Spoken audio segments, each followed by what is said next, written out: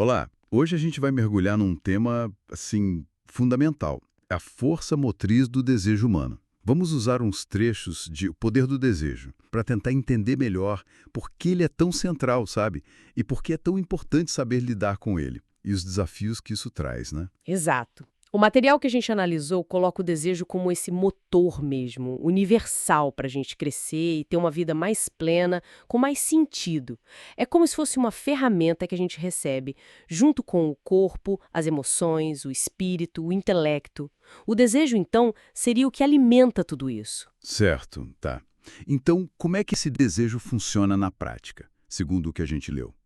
A ideia é que ele nos empurra para longe do que dói, do que causa dor, e nos puxa para o conforto, para a realização. O texto até fala do homem natural, né? Sim. Aquele indivíduo que vive mais pelos impulsos, sem um filtro ético ou espiritual muito, digamos, refinado.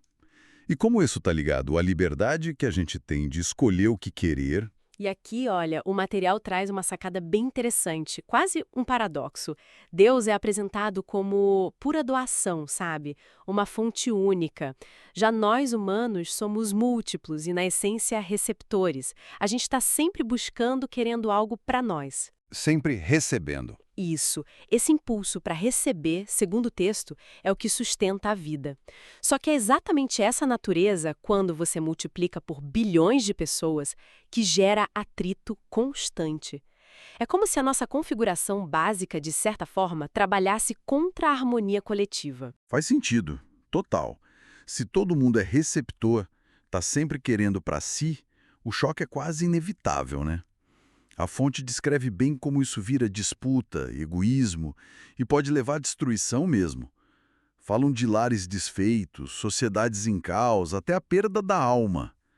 A tendência natural seria tentar anular o desejo do outro para garantir o nosso. E aí, entra um ponto crucial que o texto destaca. O perigo desse desejo quando ele corre solto, sem direção nenhuma. Alerta que os desejos focados só no eu, no egoísmo, acabam prejudicando a própria pessoa a longo prazo.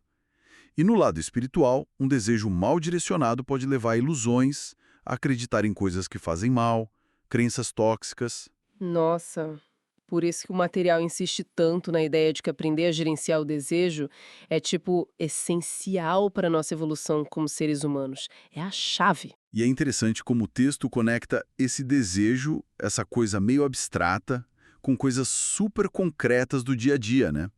As nossas necessidades básicas são vistas como manifestações dele, tipo a busca por algo maior, espiritual, que pode acabar virando idolatria, falsos deuses, como dizem. Exato. Ou a vontade de pertencer, de ter afeto, que vive em tensão com a raiva, a inveja. Até a busca por segurança material pode ser uma coisa boa, diligência, ou pode virar ganância, exploração. Sim, e o desejo de intimidade, de família, que às vezes esbarra no medo de ter que abrir mão de alguma coisa, de renunciar, verdade. E os impulsos básicos de sobrevivência, de prazer, que são legítimos, mas podem descambar para o vício, para a gula. E até o nosso clamor por justiça, por ordem, que muitas vezes a gente exige dos outros, mas tem dificuldade de aplicar na própria vida. Exatamente. Se a gente conecta tudo isso, né? Olhando o quadro geral que o material pinta, fica claro, as necessidades em si são legítimas. O problema que eles apontam é a falta de controle, de equilíbrio nesse nosso desejar. O texto até menciona falhas históricas de povos inteiros que vieram dessa falta de entendimento e critica um pouco como a humanidade hoje foca muito nos conflitos externos sem arrumar a casa interna primeiro, sabe? Entendi. Então, para resumir, a mensagem principal parece ser essa urgência de olhar para dentro, de aprender a gerenciar esses impulsos todos.